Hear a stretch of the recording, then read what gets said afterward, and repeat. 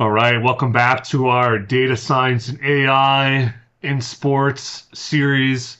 If you follow the channel regularly, you know I do card openings, product reviews, card breaks, all that kind of stuff. We'll continue to do that. This is a new segment for the channel. Last week we looked at NFL injuries.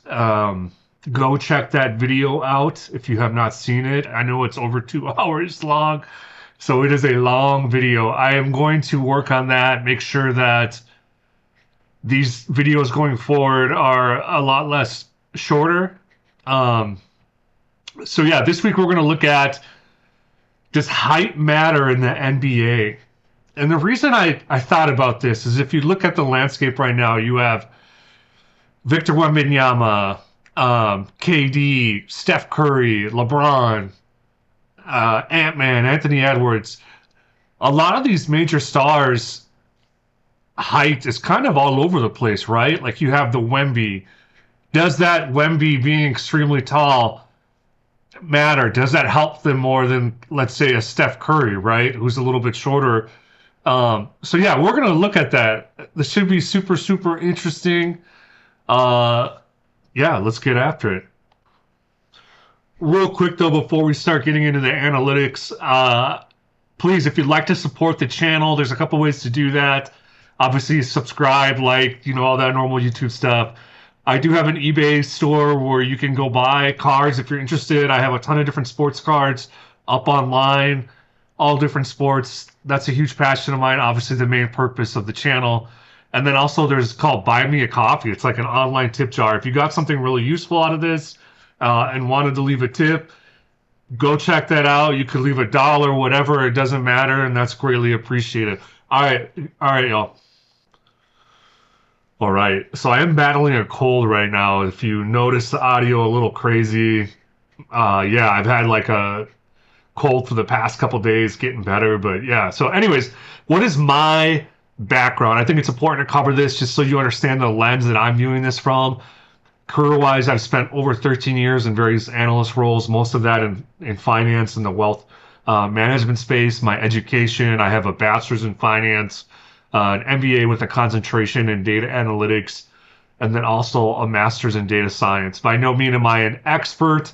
I've never worked as a data scientist for a professional sports team or anything like that, but I do have some education and real world experience doing analytics and data science and things like that. What do I mean by data science? You could ask multiple people in the community or industry and get different answers on that, but this is how we are going to view it from our standpoint. I would say it's a 6-step scientific process. So first off, we have to identify the problem. That's the first step. Usually you want to be really specific in this, and it's different if you're looking at it from a business perspective or research perspective, but you have to identify a problem, right? And in this instance, we're going to say, well, does height matter in the NBA, right? Next, we have to gather the data. So you have to figure out what data sources are available to help you answer this question. So for us, we are going to be gathering data from Pro Basketball Reference, and we'll get into more details of what we did and how it queried it and all that. So third is then you have to cleanse the data. You have to maybe drop missing rows with missing data points. How do you handle nulls? Just basically clean up your data into a format for modeling, right?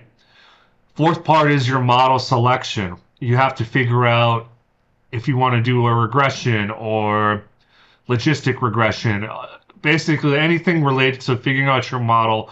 And you could spend a whole video on that topic alone, but that's the fourth step. Fifth step is you evaluate your results.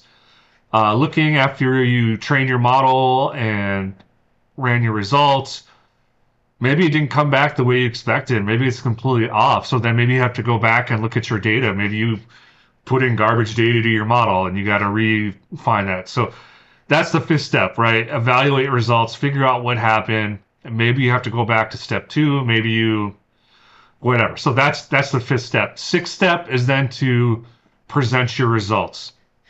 Finalize your findings, You could do that in like a PowerPoint deck. You could do that via YouTube videos like we're doing now. But this is how I think about data science, and this is the process we will be following in this video.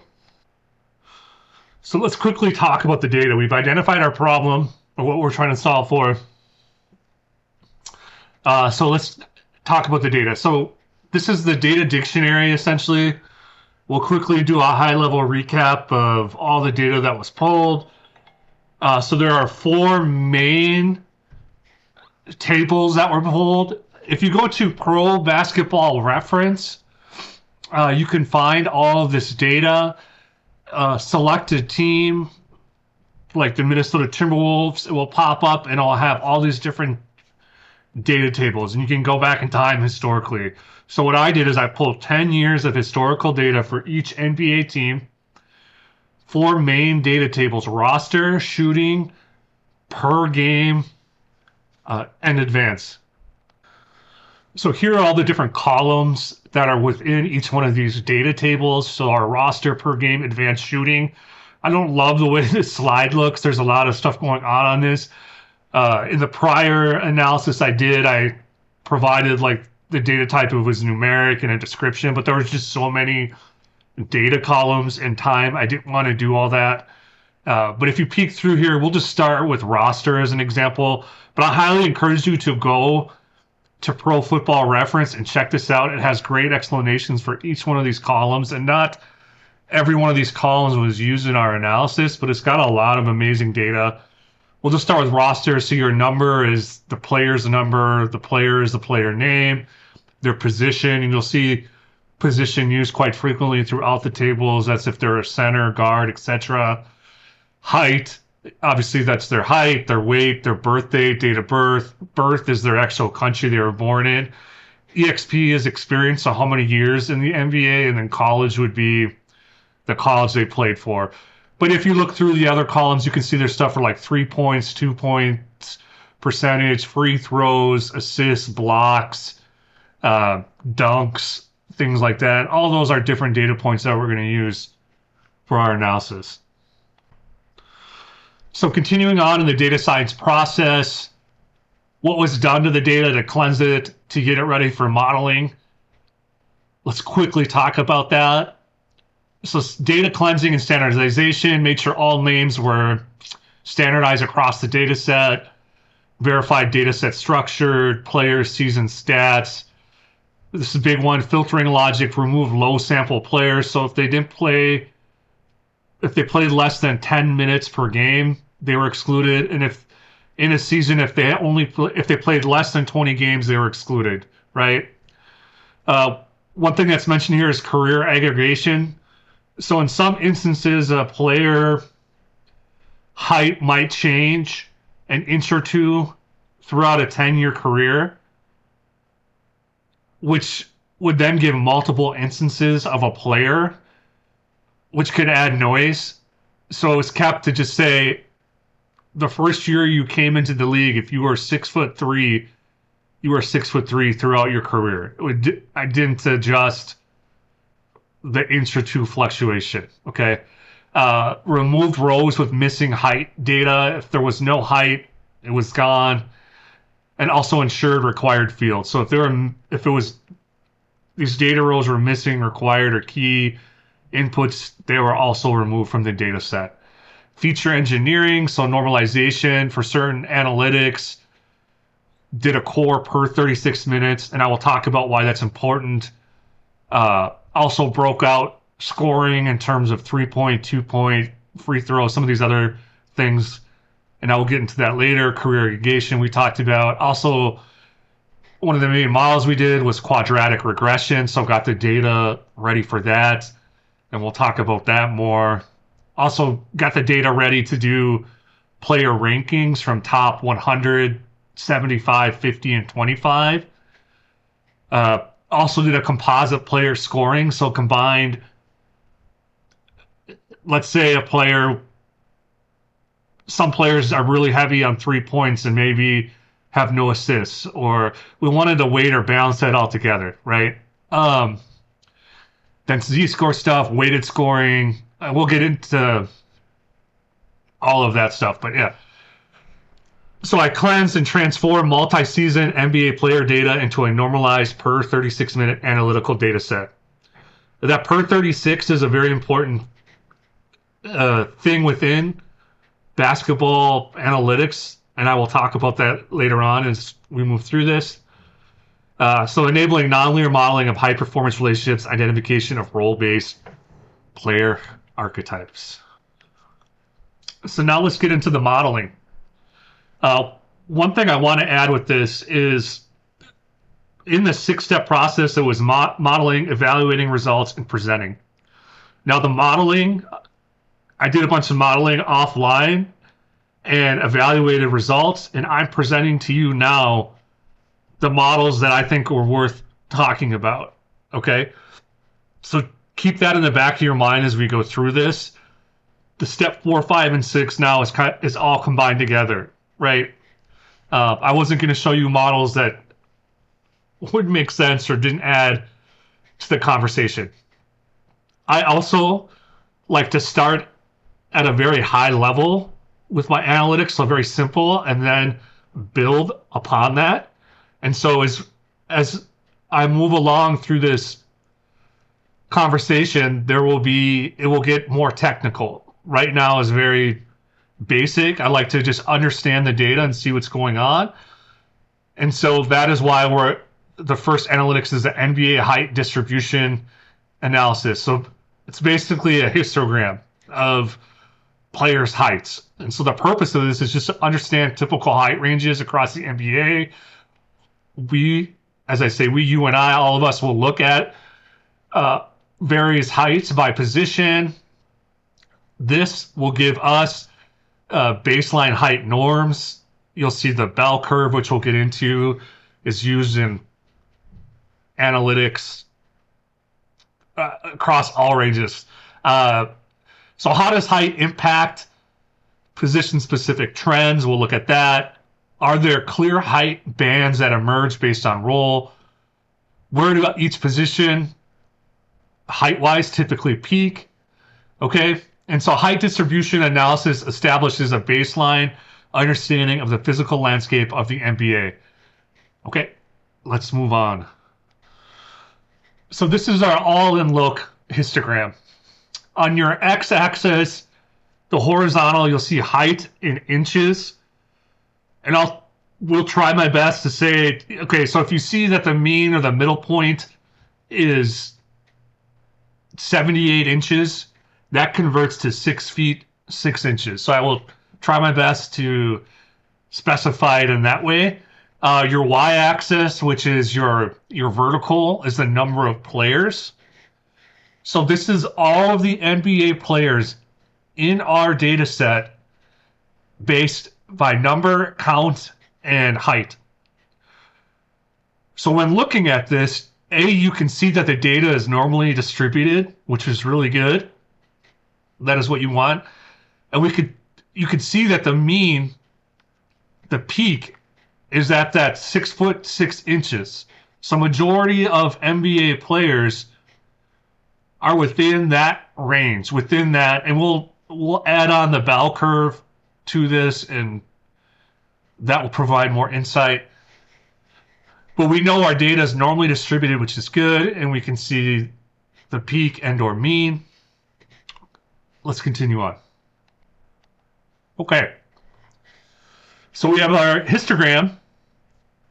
Now on top of that is the bell curve. And what does this mean, and why can this help us? As mentioned in the prior slide, we know that 78 inches is where that mean is 6 foot 6.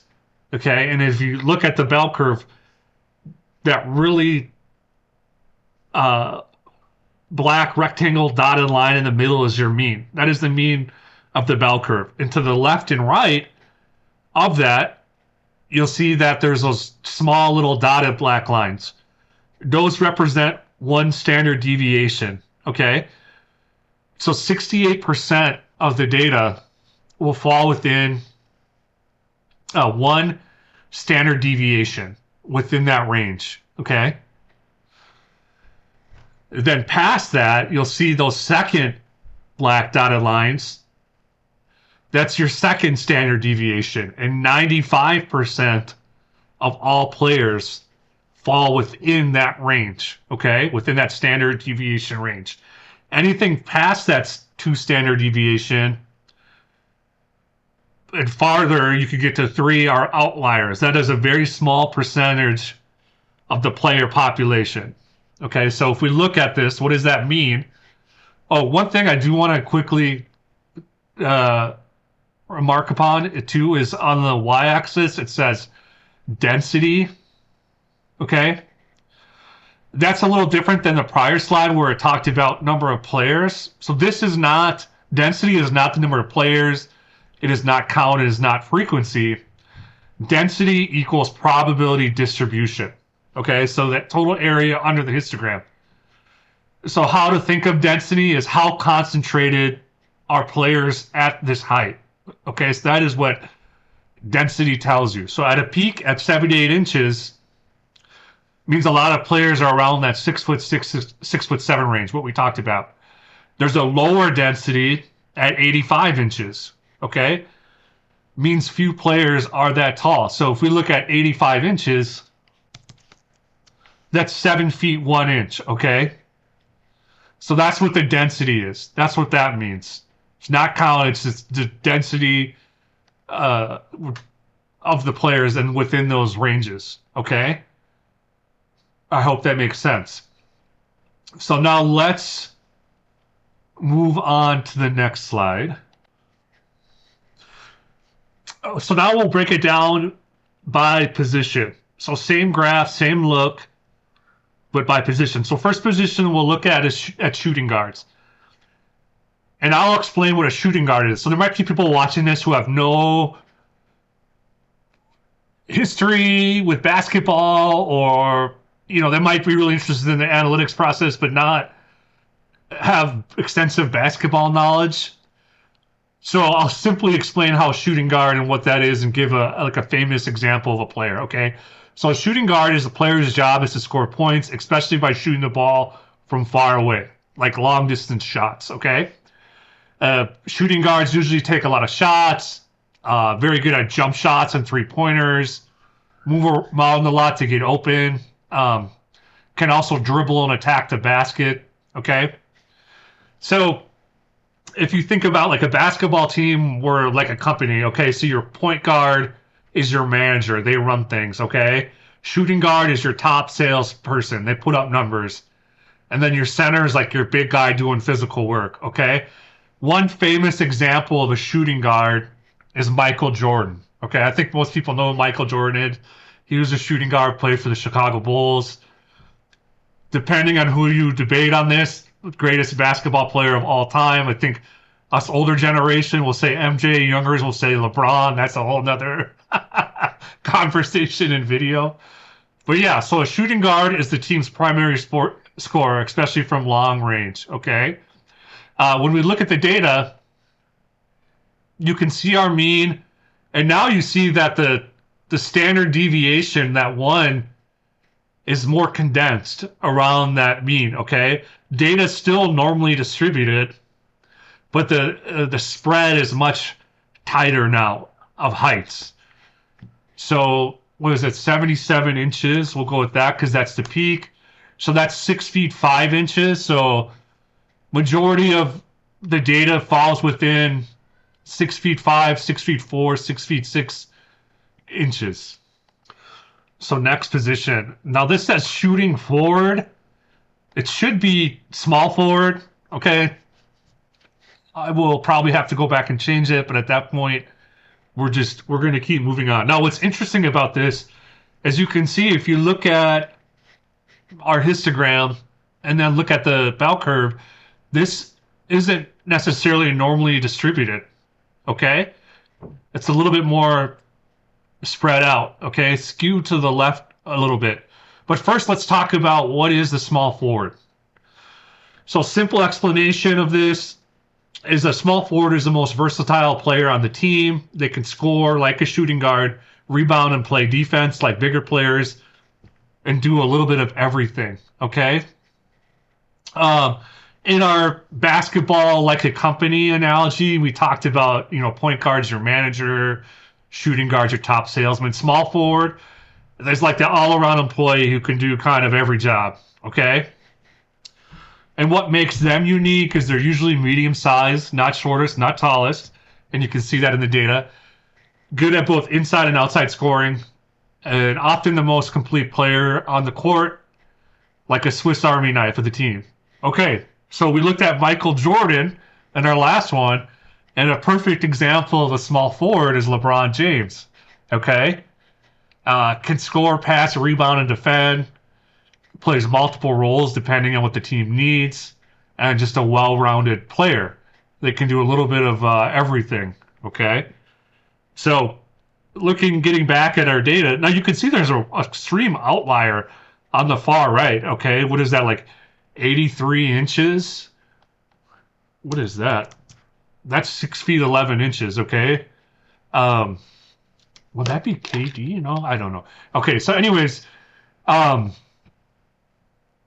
yeah, so shooting forward, that tight range, so let's say 68% of the data falls within 77 and a half to 80 inches. So 77 inches is 6 feet 5, and then 80 inches is 6 feet 8. Okay, let's move on.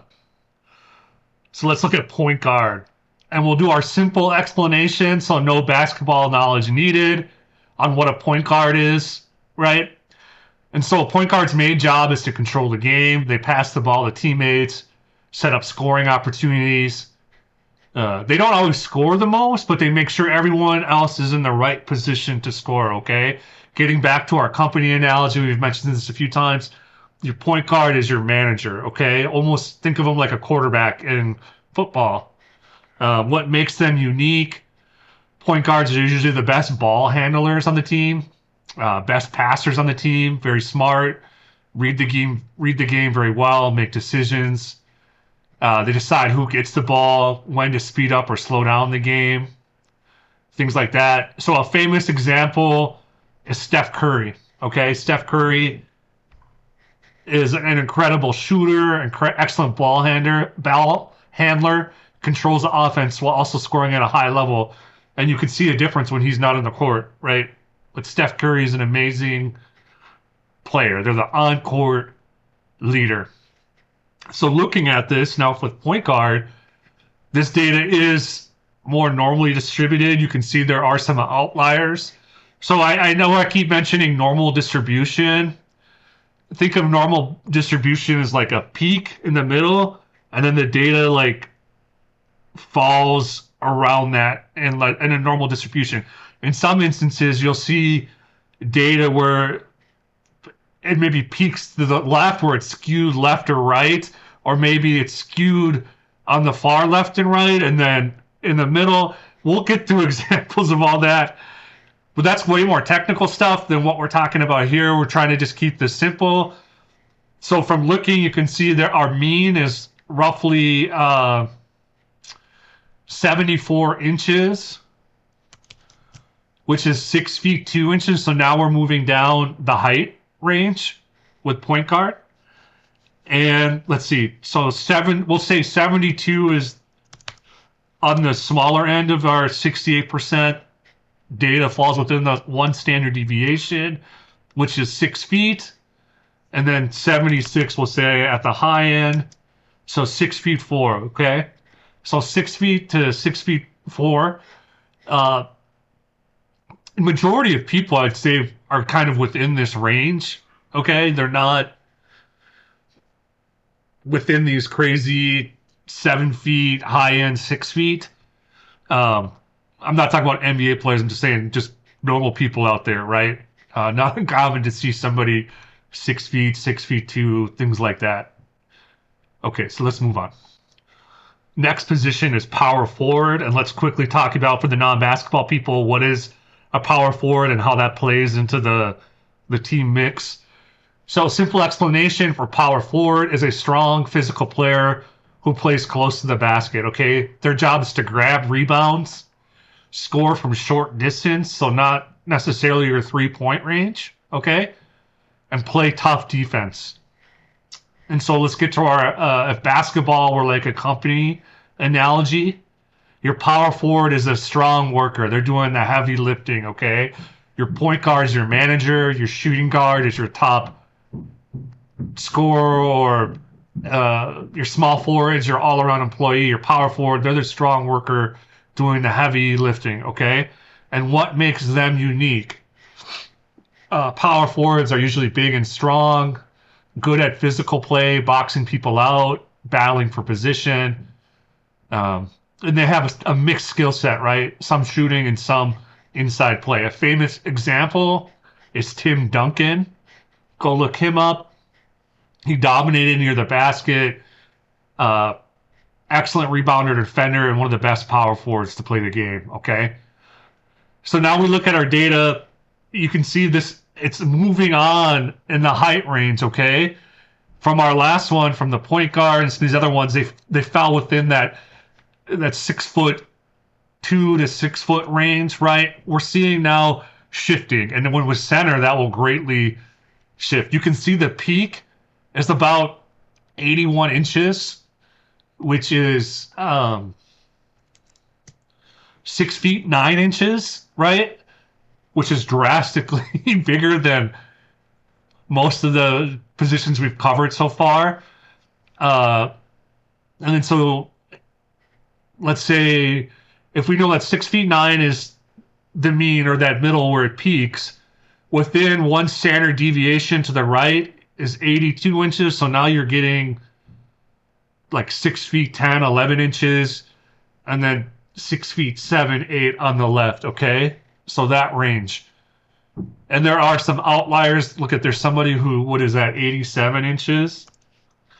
There's a small density, which is 7 feet 3 inches. Okay. Well, what's interesting so far is you can see that each one of these positions has a mean or a density around certain heights. And we'll get to why that's important and later on. Right now, we're just keeping things simple. Okay. So let's look at our last position. So last one is center. Let's do our simple. What is a center? No basketball knowledge needed. A center is usually the tallest and biggest player on the team, okay? Their job is to protect the basket, block shots, grab rebounds, and they're scoring really tight near the rim, really close to the rim, okay? Your center is like a team company, is a specialist who handles the most physical, critical task, okay? And what makes them unique? Like I said, they're usually the tallest player on the court, the main rim protectors, defense near the basket, and focused on inside scoring. They're usually the guys you'll see down low, close to the rim. Your Steph Currys are Ant-Man, Anthony Edwards are farther away, but then like you'll see Rudy Gobert down near the rim, your big guys. Okay? A famous example is Shaquille O'Neal. Everybody knows Shaq, extremely dominant physical player, scored almost entirely near the basket, and one of the most powerful players to play the game. Okay? I just watched his son Shaquille O'Neal win the dunk contest for college, man. Shout out to him. That was fun to watch. Okay? So knowing that, we know that these are your tallest guys on the team. You can see that the data is this very dense, tight density around that 81 inch to 84 inch. Okay? So moving up on that scale. So 6 feet 9 inches is 81, and then 84 is 7 feet. Okay? Very tight density around that area. 68% of the data centers fall within that range. Okay? So let's summarize everything we just talked about. I created this little graph here, a table, a little height summary just to review everything. So first off, our position, we have point guard all the way down to center. Count is the number of players in each position. And then we have our mean heights, which is really interesting. So the mean heights actually increase as you work your way down the position groups. So starting from the top, our point guard, our average height or mean is 6'2" to 6'3". Shooting guard is 6'4" to 6'5". Small forward is 6'6" to 6'7". Power forward is 6'8" to 6'9", and then your center is 6'10" to 6'11". Okay, which is really interesting. So your positions, you could say, are strongly defined by height. So does height matter? I don't know, right? Why more point guards 6'2" than 6'8"? Maybe a coach sees a guy who's 6'8" and says, "Yeah, no, you're not playing point guard, right?" Or maybe the shorter guys have better ball handling skills than taller guys. But we'll get into all that, okay? Um, okay, so we talked about mean. So min and max, these are the extremes, like how far a player can deviate from the norm. So the minimum point guard height in our data set is 69 inches, which is about 5 feet 9 inches, right? And then the max point guard in our data set is 83 inches or 6 feet 11, which is very rare, right? So a very strong range. And you can see on the far right that range is your max less your min, okay? So point guard, a wide spread of 14. Shooting guard is less of a range from, there's only 8, right? Because you have 72 to 80. And then as you work your way down. But the range is interesting because that tells you how spread out the heights are or your data is, okay? We talked about min, max, and range. Now let's do quartiles. So we have Q1 and Q3, and then your IQR. So what does that mean? Your quartiles from Q1 and Q3 is, Q1 is like your 25% of data, Q3 is 75, and then when you subtract that, that gets your range about 50%. So the best way to think about that is your Q1 is your bottom of the normal range and Q3 is top of your normal range and the width, okay? So 50% of players are within that range, so different than standard deviation that we talked about. So let's look at point guards. Q1 is about 73 inches, which is 6'1". Q3 is 6'4", and so your IQR is 3 inches. So basically that tells us is that most point guards fall within a tight 3-inch window, okay?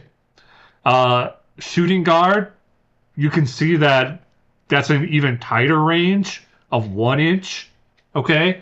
So that's that 76 to 77 inches, which is that 1 inch range we just talked about. And then as we work our way down, we won't go through all these, but we'll see center, right? So center has a 3-inch range. So Q1 is 81 inches, which is 6 feet 9, okay? And then Q4 or Q3 is the 7 feet.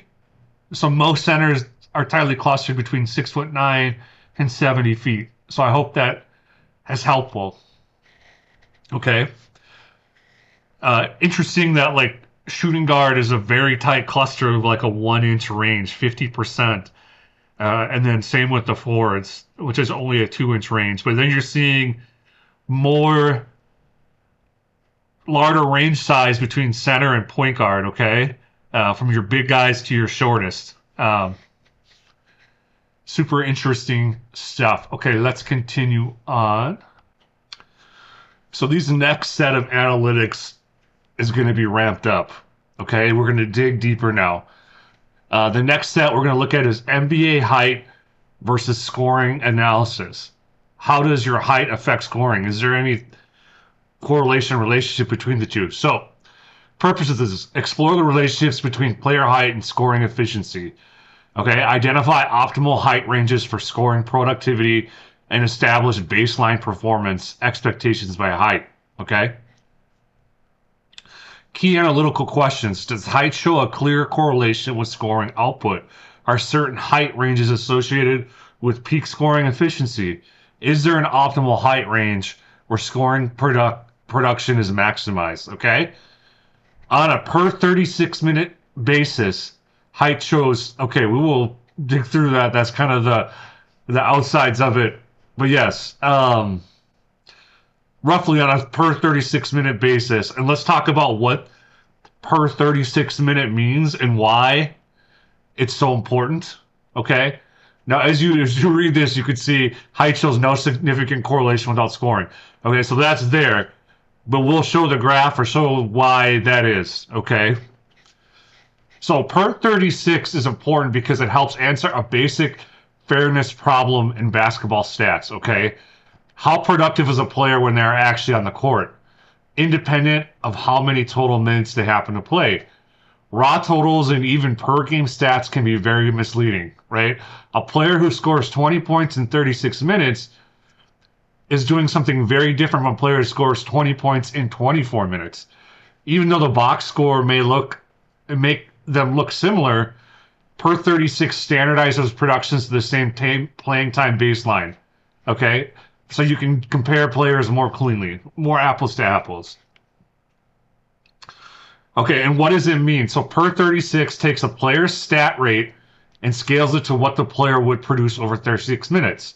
So a formula is per 36 stat equals stats over minute played times 36. Okay? So if a player averages 12 points in 18 minutes, then you would take 12 divided by 18 times 36, and that would equal 24. So that means the player is scoring at a 24-point game per 36-minute pace. Okay? And now it does not mean that the player would definitely score 24 minutes. Okay? It's normalizing all things considered. Okay? And so in basketball, a lot of your raw totals are heavily driven by opportunity. A player can accumulate more points, rebounds, assists, or blocks simply because they play more minutes, they stay healthier longer, starts more games, favoritism, the coach might favor them more than another, things like that. So this per 36 helps balance that, and we're going to use this going forward for our analytics. Okay. Now let's look at the graph. At first glance, this graph just looks really messy, right? There's lines and dots, and it just looks like a bunch of noise. Like, what can be established from this? But actually, a lot. It's actually one of the strongest and important charts in the analytics we'll be doing. But let's break it down here, okay? So what this chart is, this shows the relationship between player height and scoring ability. Each dot on this graph equals one NBA player. X-axis equals height, so what's going horizontal. Y-axis vertical is scoring points per 36 minutes, okay? And that line is the overall trend. Now, what is the data actually telling us, okay? There is little to no relationship between height and scoring, as seen with these dots everywhere. Evidence from the chart. The trend line is almost flat, okay? That's everything. If height mattered, the line would slope up or down. Instead, it's basically horizontal, okay? So, like, think of linear relationship. As your height goes up, points would go up. But we can look and see that the lines or the dots are all over the place, okay? You can see, though, that where that trend line is, that's where a lot of the data is centered around. But if you were to see a slope or a positive relationship, you would see that the slope or the line started from the left and then uptick would go up to the right, and then the scoring, right, would center around that. But that's not what we're seeing, okay? So the line is basically horizontal. And so scoring is spread across all heights, right? You see short players scoring between 25 and 30 points, tall players scoring 25 to 30, and everyone in between. Translation is elite scorers exist at every height, okay? From Wemby height to Steph Curry height and everywhere in between, okay? So there's no clustering advantage. If height mattered, and which we talked about, you'd see a hot zone, right?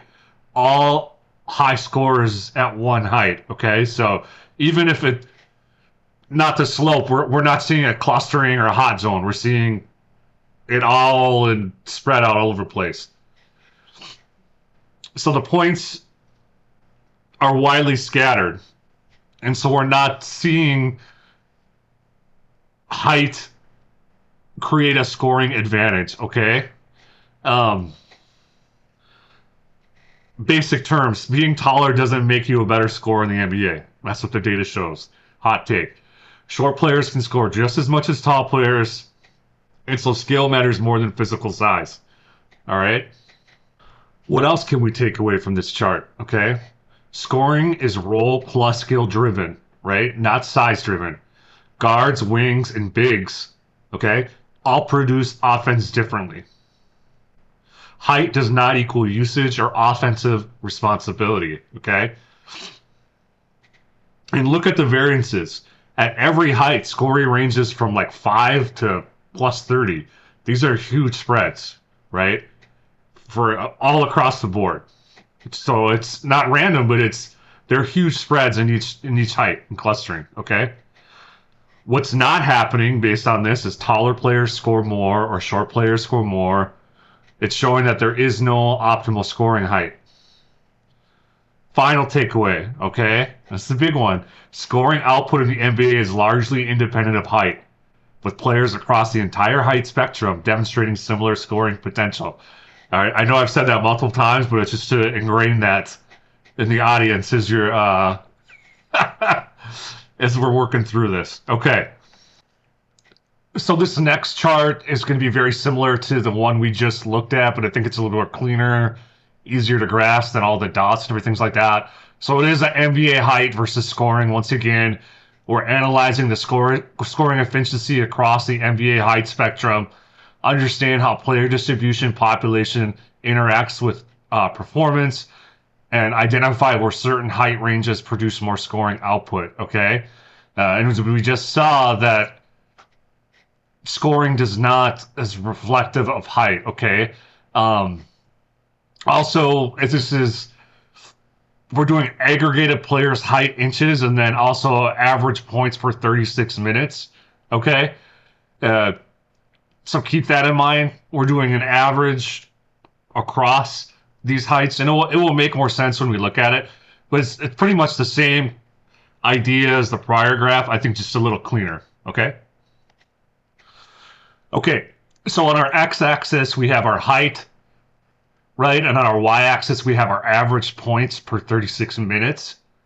Now, if you look at the range for that, okay, you're seeing that there's 13 to 17. So it's a very tight range, okay, for those average points per 36 minutes. On the other side of the y-axis, you'll have number of players. You'll see that dark line going through. It looks like a mountain almost. That's our player population being layered on top of that, okay? Now, if you look at the blue bars, that's relative to how many players score at each height in those average, right? And then the dark line, how many players exist at each height, okay? And each bar shows that average points for 36 minutes for players at that height, okay? And so we doing that per 36 is our normalization metric, okay? And getting back to the dark line, okay, so at that peak of the mountain we talked about, that's lots of players. As you work your way down the valleys, those are rare heights, okay? So there's less players.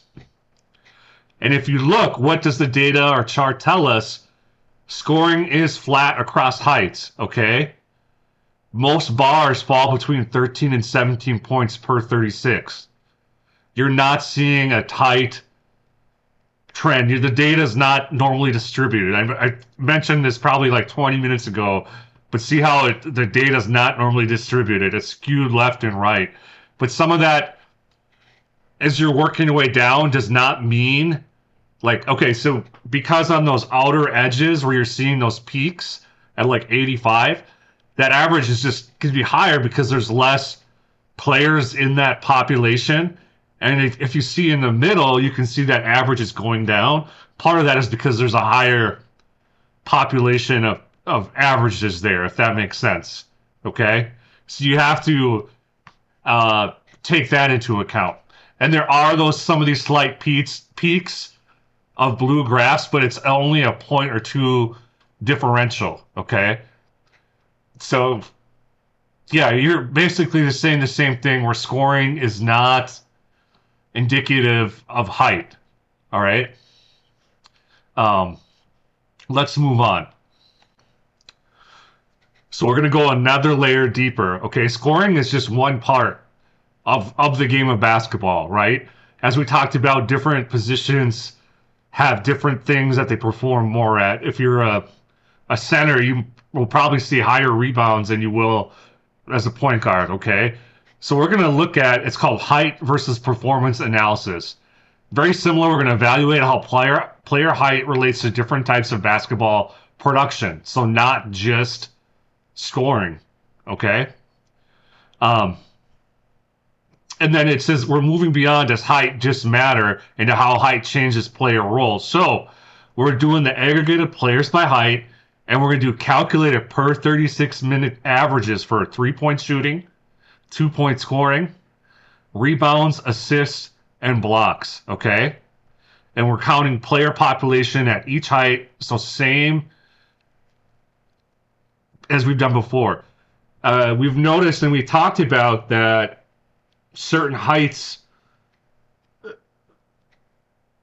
represent certain positions. We saw that from point guard and then moved up to center, the mean height increased. Okay, so with that, are there any performance metrics that increase with height?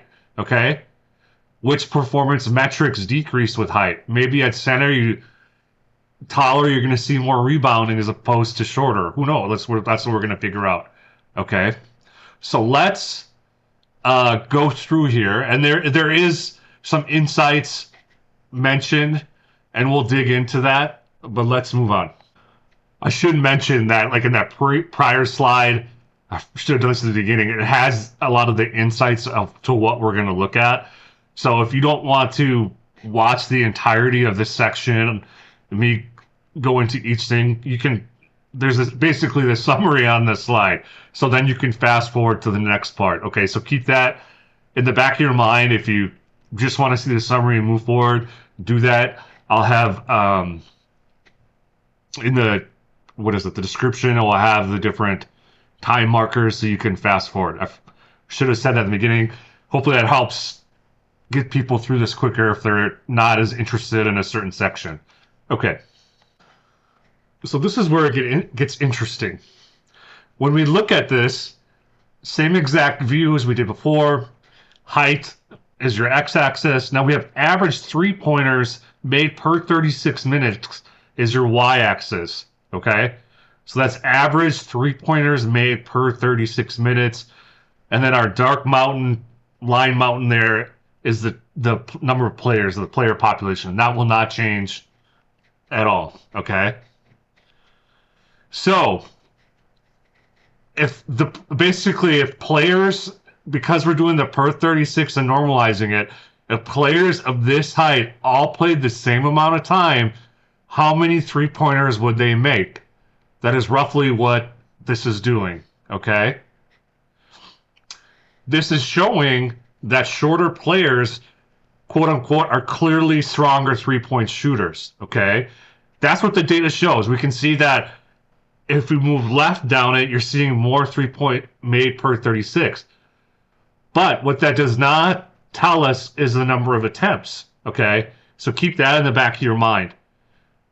Some of these positions or players, they're shooting, they hang out on the far away from the rim, okay? They're not down in the trenches. They're taking more three-pointers. And so it just could be a segment of where they are in the court, their position, and the roles they play. But the data does show is that shorter players make more three-pointers per game, but we know that height doesn't affect total scoring, okay? So this means that shorter players could make 5 three-pointers, get 15 points, but then your guys down the trenches get, 7 two-pointers, so we know it's not indicative, more of a breakout, right? Of these points and scoring. Okay, so what we see is that as you move right on the chart, the bars trend downward, okay? But then you see that little spike there at the end, which is kind of interesting. And we'll talk a little bit more about that. And And yeah, so very tall players are both rarer and less active from three. Okay, like I said, that could just be a part of the game and how it works out and where you get assigned to. Okay, um, so you could assume that shorter NBA players tend to shoot more from long distances, while taller players usually don't, as we mentioned at the beginning. Okay, it doesn't account for attempts. Um, Height strongly influences how players score, even if it does not strongly influence how much they score overall, right? So that just adds to that comment is that we said that you can have a total of 15 points, but height does influence how a player scores. Okay? That's what this is showing. And it shows where the scoring comes from. All right, so let's move on to 2 points. With 2 pointers, it's basically flipped. We saw that 3 pointers, all the blue bars were skewed to the left, now it's skewed to the right. So these are average 2 point points per 36 minutes, and it's heavily dominated by the big tall guys. Okay. Now, if you look though, the total is only 13 points. So height is not indicative of total scoring, but of the players who are getting 15 points, the tall guys are mostly doing it with 2 pointers. Okay. And we saw that with short guys, most of it was with 3 pointers. Okay. So yes, taller players clearly score more from 2 point shots, but they're more in the trenches to get rebounds and do other things, blocks, thing like that. So it's more indicative of where you're playing and what your role is. Okay? So really, really interesting. But let's go on now. One thing I forgot to add for that last one is the same with 3 pointers, is it doesn't count for total attempts. Okay? So yeah, you could have the 2 point guys doing more attempted 2 pointers than 3 pointers. So that's part of it as well. So we do know that scoring is just one part of the overall game of basketball. So let's look at rebounds. Now I think this is a pretty clear thing. I think it's what people expected, right? We know maybe there's some of those biases built in. We know the taller guys are doing more twos, shorter guys are doing more threes. But we know overall scoring is not indicative, right? It's very kind of around the same. But now this changes with things like rebounds, okay? So this is the average rebound per 36 minutes normalized. And of course, your big guys are getting all the rebounds, right? Dramatic ramp up, skew to the right. The bigger you get, the more rebounds you have. That bar is steadily rising from left to right. There's no flatness. It's a clear thing that the taller players get more rebounds. Okay, and it's almost, you could think of it like a linear relationship as well, because it's sloping up, right? As the taller height, the more rebounds. Okay, now that's what we were talking about, the linear relationship, where with scoring, if it was height, you would see this type of pattern or action within the graph. Okay. And then peak rebounding is concentrated amongst the taller players. It's just obvious. Okay. So, all right, let's move on to the next one. Okay, with assists, it's basically reverse or inverse. There is that linear relationship between height and assists. So, yes, more average assists per 36 minutes is higher the shorter you are. Okay, that's just clearly shown, as we saw with rebounds, or with tall, assists are with shorter guys. Now, one thing to think about this, okay, is we know that point guards dominate playmaking. They're the ones in charge. They control the ball. They bring the ball down court. A lot of times you have the shorter guys, out around the perimeter, feeding the ball down low to the big guys, okay? So you can kind of see how that adds into this. If you just think about the trend of the game, okay? So you got your big guys getting the ball down low from the shorter guys, or when the shorter guys shoot those threes or twos, the big guys are getting the rebounds, okay? and then they could be pushing the ball back out the perimeter. So there is a story to this, and it's easy to, you can tell by just how the game's played. But yes, a lot of your shorter guys are getting more assists uh, per height, or shorter they are, they're getting more assists. And this is a strong correlation or a strong takeaway. It's not flat by any means. Okay. Okay. Now this chart for blocks, this is the strongest, cleanest relationship in our entire analysis so far for all the things. This is even cleaner than rebounds. Blocks, that huge linear relation, or the slope, that linear effect, definitely height plays a huge role in average blocks per 36 minutes. Without a doubt. That is what the data is showing. Blocks definitely, even clean, like I said, cleaner than rebounds. You can see pretty much every bar of height, the average goes up, right? And it peaks at that 85-inch mark. So very, very strong relationship between blocks. Now, what's interesting about that too is you could get blocks from guys on the 3-point, get blocks.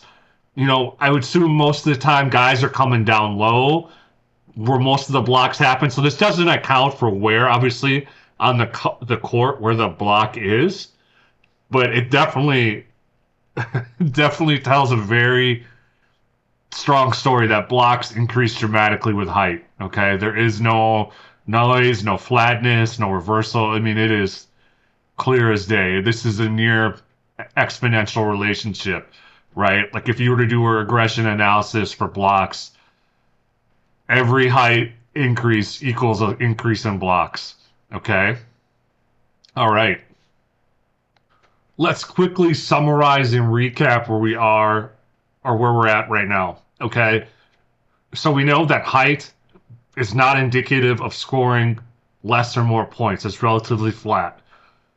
What we do know that height affects is the type of scoring or points. So we know that more shorter players score more 3-pointers on average, and more taller players score more 2-pointers on average, but that doesn't account for attempts.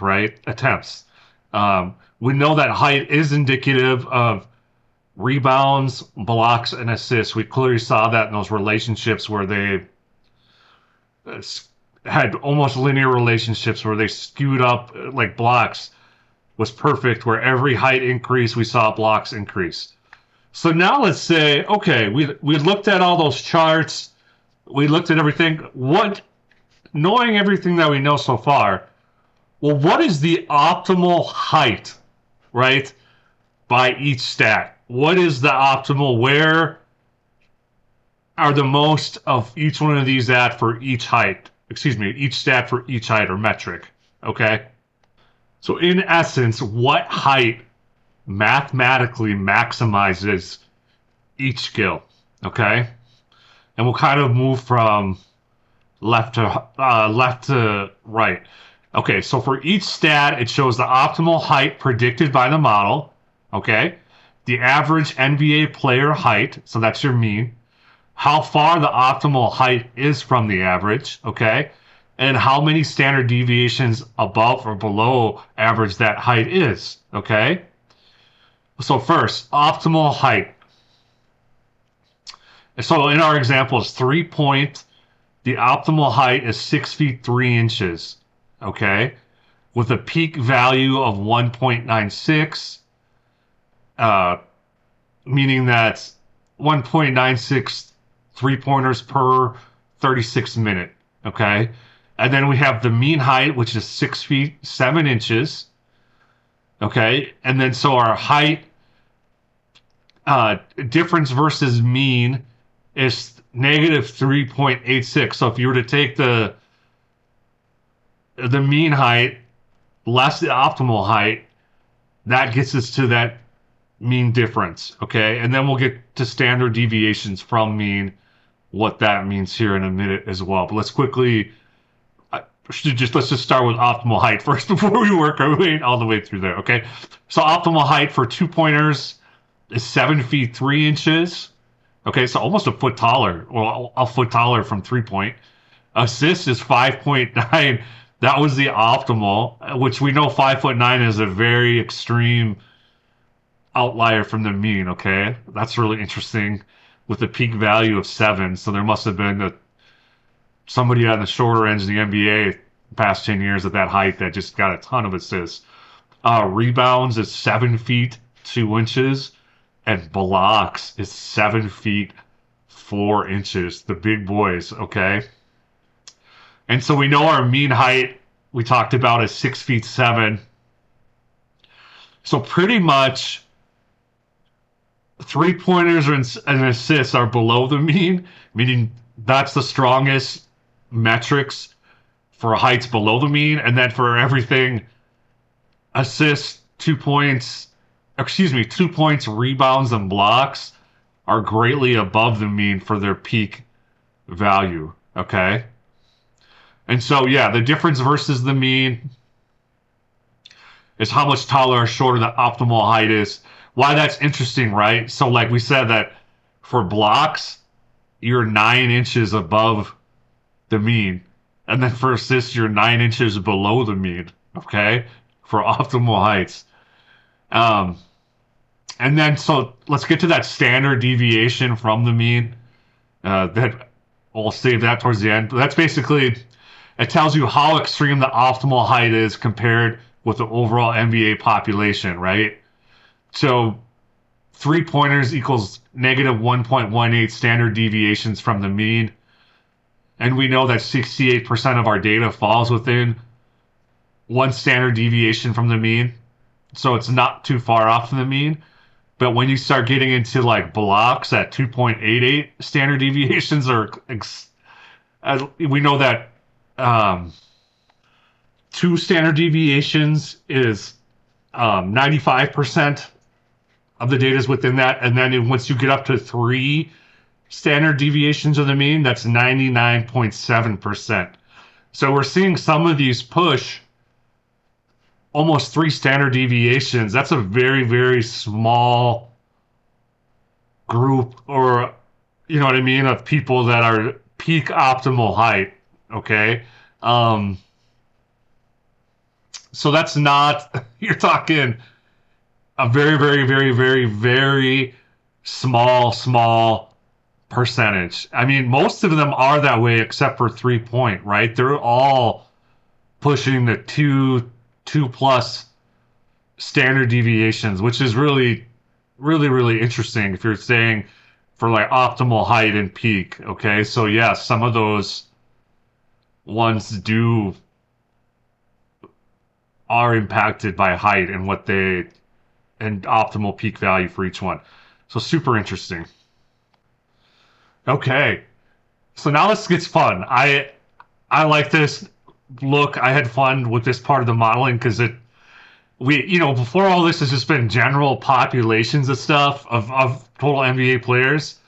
But now we're going to look at the top 100 players in the NBA. So we're going to compare all players versus the top 100. And this is where it gets interesting. So what are we going to say top 100? So that includes scoring,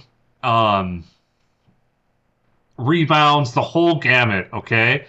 And so we know that scoring is flat across heights, so that shouldn't impact it as much. But we know that with rebounds, blocks, those are all height, and 2 pointers are all very height driven. So those can really push over the edge. So you, in theory, will think that taller people will probably be within the top 100 because you're not just including scoring in that. I hope that all makes sense. It's an overall total performance or impact, right?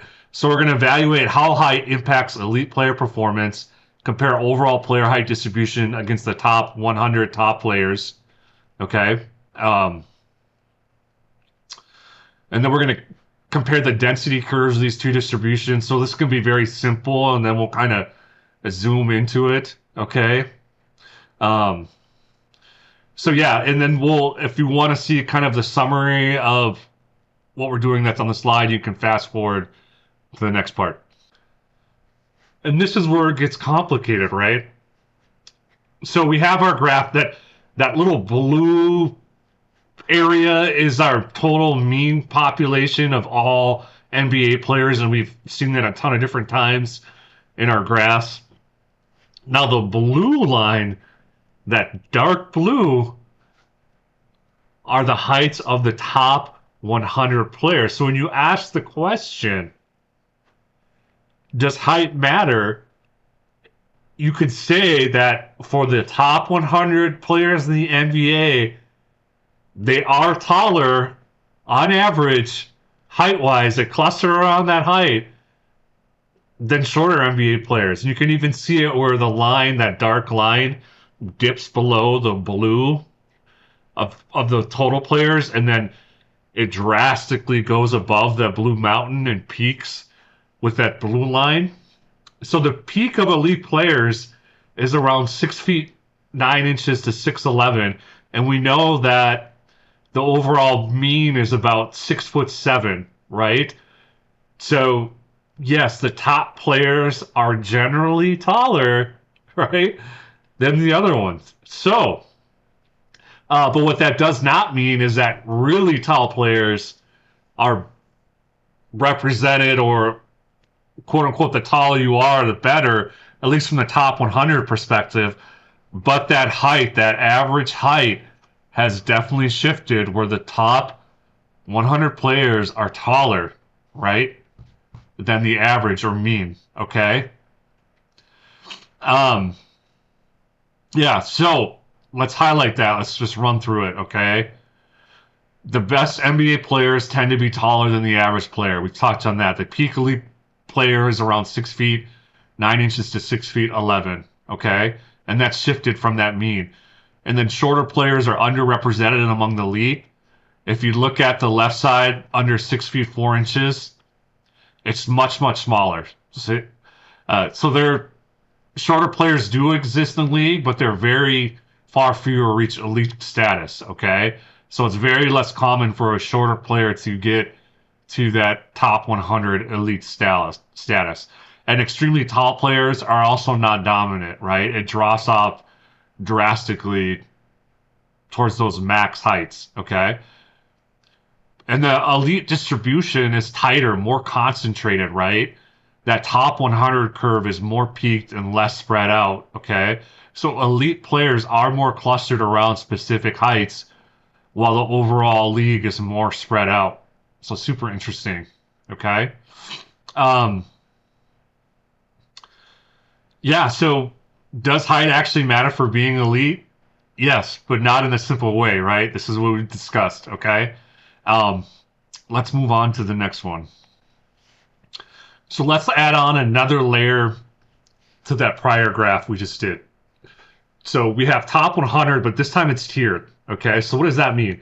So last time we just had one line for top 100. Now we're going to do top 100, top 75, top 50, and top 25. So the two really dark lines are your top 175. I don't know why they were the same color, why I had it that way in the thing. They're slightly different shades of blue, but when you output it in RStudio, they look almost the same. But anyways, the lighter blue is the top 50, and then the dark gray is your top 25, right? And so what does that all mean? So first off, the curves get tighter as the tier becomes more elite. The top 25 curve is most sharply peaked, more concentrated, less spread out than the other ones, right? And then in general, you can see that that peak starts to shift out to the right, which gets taller the farther you get down to it. So like top 50, you can see the peak is to the right, so those players are a little bit taller than the top 100. And then when you get to top 25, peak's about the same, but it's a lot more concentrated. So a lot more are in that specific range. Okay. So I hope that all makes sense. But yes, there appears to be an elite height zone. Okay. So 82 to 84 inches. So roughly about 6'10" to 7 feet. Okay. So that suggests that the common height range among the best players is taller than average, but not as far as the other extremes. Okay.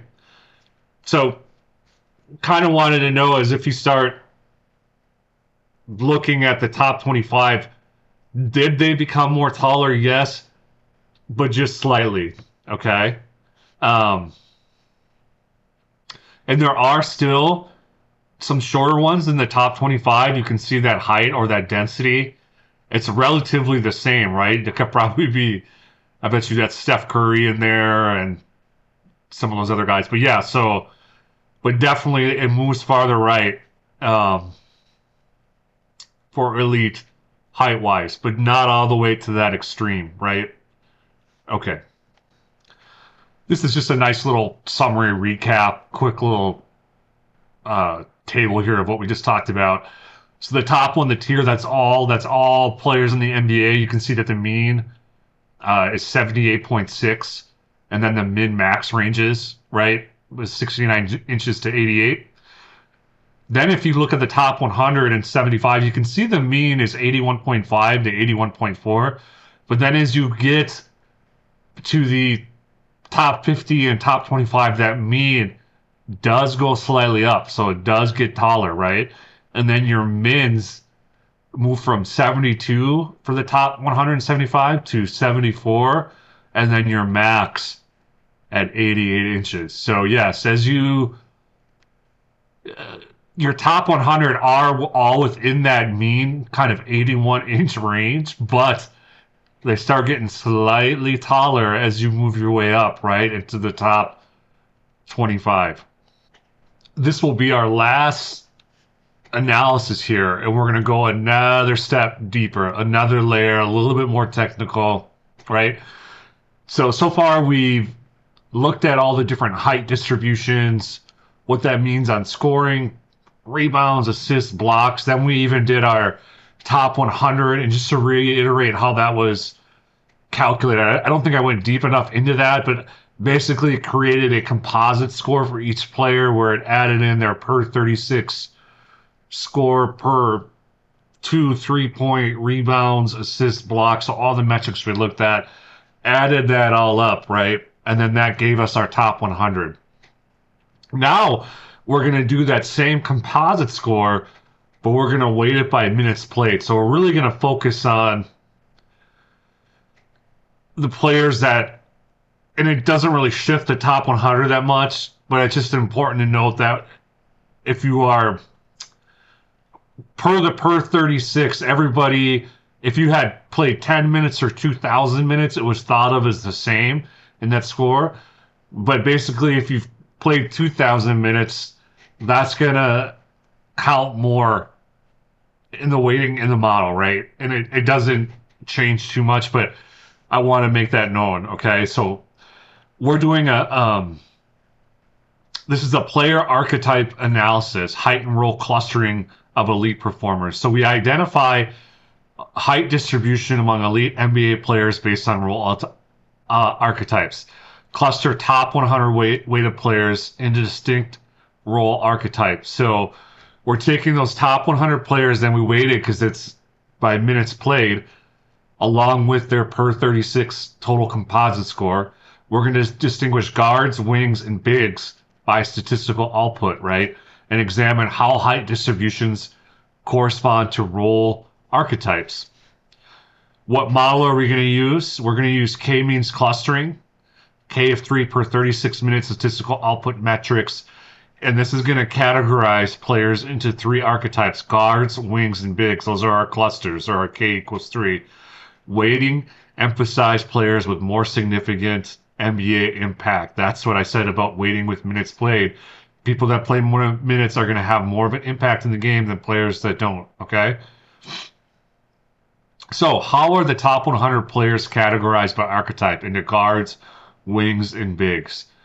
What height profiles emerge from these roles? How do players with similar statistical output properties differ in size? And how does clustering reveal the interplay between size and role value? So, those are the questions we're going to answer and look at. Okay.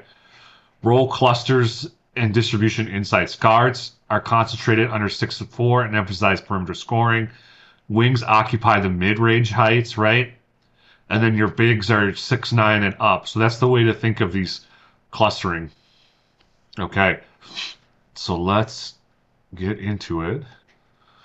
All right, this is the last graph. Now this is a player type or archetype. So this is all of our top 100 players then clustered into these three different archetypes. So big, guard, and wing. So what are all these little area looking charts, graphs, different colors, lines? Like, what is going on here? What does this all mean, right?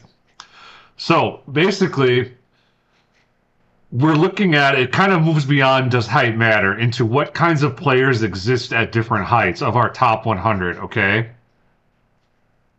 Among the top 100 weighted players, how do different player archetypes distribute by height, okay? So we have clustered of guard, wing, and big, and then we plotted the distribution, height distribution for each group, okay? So the chart is showing how tall each archetype tends to be and how much overlap exists between them. You know, and then whether elite players naturally separate into distinct size-based roles. So on the x-axis, we have our height. Y is the density, meaning how much concentrated each archetype is at the height, which we've talked about. Taller peaks, more players in that archetype clustered at that height. Okay, so like wing and big are more clustered at there than guard, right? And we've seen that throughout our data where guards tend to be shorter, and then your wings and bigs, they right tend to be taller. Um, Taller peaks equal more cluster, but then wider curves, more variation in height. So guards have more variation in height as opposed to when you look at bigs, there's less variation in height. Okay. And then overlap, shared height territory between them. So you can see within that 80 range, you have three different archetypes overlapping. Okay. I hope that's all making sense about what's going on. Okay. So yeah, what is this output telling us? Elite players separate into three clear physical archetypes. Okay. Guards tend to be on the shorter side, which we discussed, wings in the middle, and then bigs on the taller side. Elite NBA players are not just one general type of athlete. They naturally divide in distinct role-based size groups. Okay. Guards occupy the lowest height band, the lowest peak. Okay. And they're usually between 72 to 78 inches before it starts to slope off. So that's where the concentration is. So about 6 feet to 6'6". And then around 6'6" is the mean of all players, right? And so the shortest elite players are primarily guards. That's what this is saying. So the shorter players, elite players, the top 100 are primary guards. Okay. And this makes sense because guards are responsible for ball handling, playmaking, perimeter scoring, outside shooting. You know, guards are the smaller, quicker players who usually control the offense. Now let's move to wings. Wings sit in the middle and appear to be the bridge archetype, right? The wing curve is centered in the middle, roughly around 79 to 84 inches. So that's about 6 feet, 7 inches to 7 feet. Wings are not the shortest and not the tallest. They kind of occupy that middle power zone, right? Where we see a lot of different players tend to combine scoring, size, versatility, defense. Wings tend to be, okay, wings appear to be the most balanced physical archetype, which is why you can see that they're heavily represented among elite players, okay? They intertwine with a lot of different things, and they're centered around that middle area, okay? And then obviously bigs dominate the tallest height range. The big curve is clearly on the right side, concentrated roughly around 81 to 86 inches, so from 6'9" to 7'2". Um, and this matches our earlier charts around rebounds, blocks, 2-point scoring, right? So now there is overlap, but not complete overlap, right? And this is important. The curves do overlap somewhat, especially in that 80 to 83 inch range. You're seeing a lot of that happen, which means that height alone does not define archetype. Two players can be similar in height but play very different roles depending on their skills. Okay? But you're seeing with guards and bigs, shorter and taller players tend to play those roles. Okay? And then earlier charts showed 3 points. Three-pointers decline with height, assists decline with height, rebounds and blocks increase with height. Um, and this chart takes all those patterns and says those weren't random trends. They reflect real player archetypes. In other words, shorter elite players become guards, medium tall elite players become wings, and tallest elite players becomes bigs. Okay, so kind of all makes sense to what we were talking about. Um, so awesome. I hope this was a analysis you enjoyed. Let's move this into closing thoughts. Closing thoughts. So does height matter in the NBA? Yes, but it's complicated, as we just saw. Very complicated. When we looked at scoring, it did not matter as much, but when we started breaking that down into 3-point, 2-point, rebounds, assists, blocks, yes, there were definite trends, but that doesn't account for um, attempts that if you're a bigger guy, you're going to play close to the rim, probably get more rebounds than the shorter guys, right? You're shorter, you're hanging out the perimeter shooting threes. So what really happens is when you start getting into these archetypes, certain roles, right? And we even saw that with the elite top players, where if you were a shorter elite player, you definitely were put more into guard, or if you were a big, you were more on that far right end spectrum where you're doing center, and then you kind of have that wing area in the middle, right? And that's where we saw the peak at for our top elite players. So very, very versatile, where they can shoot twos, do rebounds, get assists, blocks, right? So very interesting. And there's a lot to that. I mean, even in football, right? Like certain heights play certain positions. Um, Linemen are usually 6'6", 6'8", tall, big guys. You're not going to have a lineman be a running back, right? In most cases, those are a different body type or archetype, right? Where people kind of get pegged or put in certain positions. But yeah, overall, thank you guys so much. I hope you've enjoyed it. Like, subscribe, go check out those links if you want to buy cards or leave a tip. Next week, I have a really interesting one in the works. It's unrelated to sports. It's an interesting topic, more of a kind of true crime type route. But we'll get into that. So thank you so much. I appreciate it.